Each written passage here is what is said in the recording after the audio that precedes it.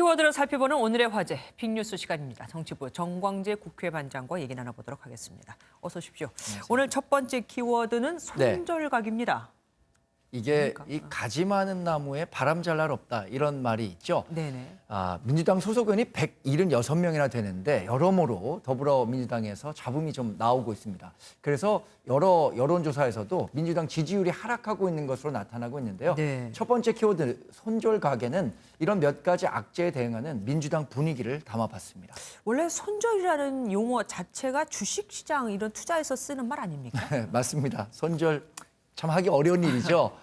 자신이 투자한 기업의 주가가 원금 밑으로 내려가서 손실을 본 상황에서 주식을 파는 걸 손절매라고 하는데 네. 주가가 더 내려가서 손실이 더 커지는 걸 막기 위해서 손절이라는 걸 하게 되죠. 네. 이 손절각은 그러니까 상황을 종합해 봤을 때 손절매에 나서는 게 좋을 것 같다는 어떤 종합적인 판단을 말합니다.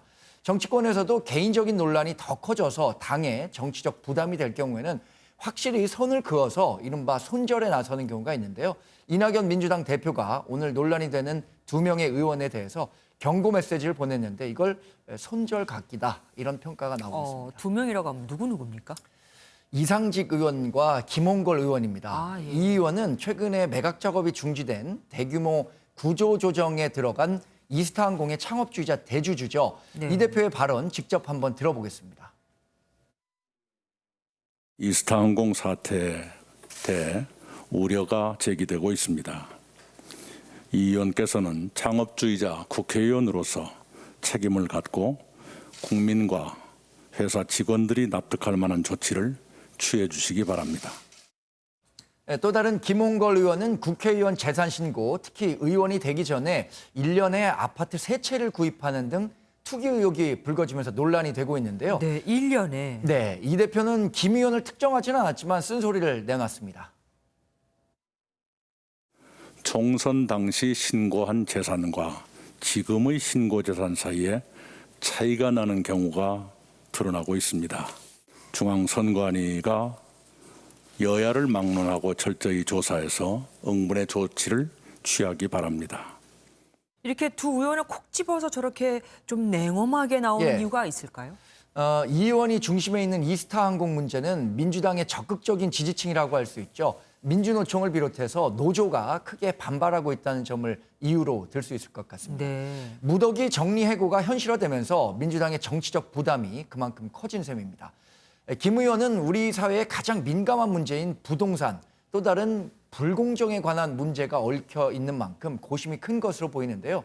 김대중 전 대통령의 아들이라는 후광을 안고 국회의원까지 오른 김 의원이 부동산 투기를 통해서 부를 축적했다. 이런 인식이 확산할 경우에 정치적 부담이 커질 수 있다는 판단을 한 것으로 보입니다.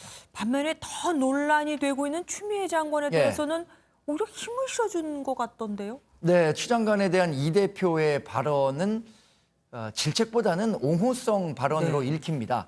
이 대표는 야당이 정치 공세를 계속한다면 우리는 사실로 대응하고 차단할 것이라고 했는데 더 확실한 진실은 검찰 수사로 가려질 것이라고 밝혔습니다. 추 장관이 논란과 관련한 심경을 남긴 것에 대해서도 검찰 개혁을 향한 충정을 얘기했다면서 힘을 실어줬습니다. 하지만 국민의힘은 반대로 나오고 있잖아요. 네, 그렇습니다. 김종인 국민의힘 비대위원장은 우리나라가 지금 코로나19 또 불공정이라는 두 가지 바이러스와 사투를 벌이고 있다 이렇게 얘기했는데요. 네. 그러면서 추 장관에 대해서 불공정 바이러스 슈퍼 전파자다 이런 원색적인 비난을 쏟아내기도 했습니다. 이야기 직접 들어보시죠. 전 법무장관은 교육, 현 법무장관은 군복무 불공정 특혜로 민심의 영리를 건드리고 있습니다. 네, 김 비대위원장이 말한 영린이라는 게 이 용의 목에 거꾸로 난 비늘을 말하잖아요. 네. 이 영린을 건드리는 사람은 용이 용서하지 않았다고 하는데 야당 말대로 영린을 건드린 건지 아니면 이 대표 말대로 정치 공세로 머물고 말 건지 검찰이 어떤 수사 결과를 내놓고 또 국민은 그 수사 결과에 수긍할 수 있을지 조금 더 살펴봐야겠습니다. 예, 두 번째 키워드로 넘어가 보겠습니다. 공익신고자, 누구 얘기하는 겁니까? 네, 추미애 법무부 장관 아들의 군 시절 휴가 특혜 의혹을 제기한 현모 예비역 병장입니다. 네. 현 씨는 오늘 오전에 국가권익위원회에 공익신고자 보호 조치를 신청했는데요. 황희 민주당 의원이 자신의 실명을 SNS에 공개한 게 결정적 계기가 된 것으로 보입니다. 이 문제가 정치적 쟁점이 되면서 공익신고자 보호 조치가 필요하다는 요청을 한 것으로 전해졌습니다. 예. 그런데 이 현 씨를 공익신고자로 인정을 할지, 네. 보호 대상자로 될 수 있는지를 두고 참 논란이 많더라고요. 예, 맞습니다. 주호영 국민의힘 원내대표 얘기부터 직접 한번 들어보겠습니다.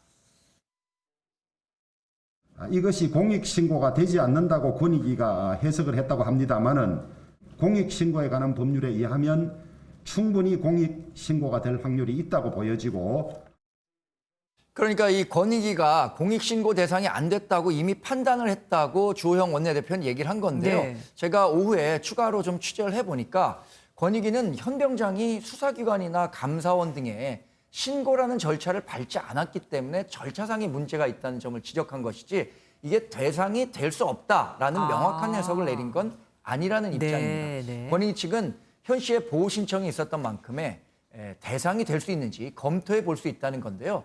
최종 보호 대상 여부는 15명의 위원으로 구성된 권익위 전원위원회가 과반수 출석에 과반수 찬성을 하게 되면 결정이 됩니다. 예, 많은 공격 받고 있다고 굉장히 굉장히 괴로움을 토로하더라고요. 오늘 정치부 정반장의 말씀 여기까지 듣겠습니다. 네, 감사합니다. 고맙습니다.